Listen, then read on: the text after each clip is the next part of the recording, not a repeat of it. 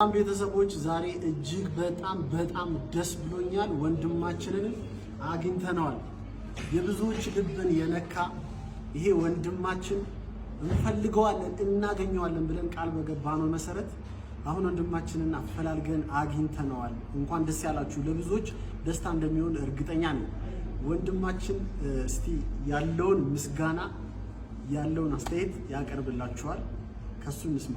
ውድ ቤተሰቦች ስላሰባችሁልኝ እኔንም ደግሞ ውስጤን እኔ ሳልናገር እናንተ አውቃችሁ እንደዚህ ስለተረዳችሁኝ በጣም ነው የማመሰግነው። ሌላም ፈጣሪ ሁላችሁንም ይጠብቃችሁ። ወዳችኋለሁ። ወንድማችን ሙሉ ስሙ እንግዲህ ሙሰፋ ማህዲ ይባላል። የፈጣሪ ስራ ሆኖ እንግዲህ በሚገርም ሁኔታ አፈላልገን አግኝተነዋል።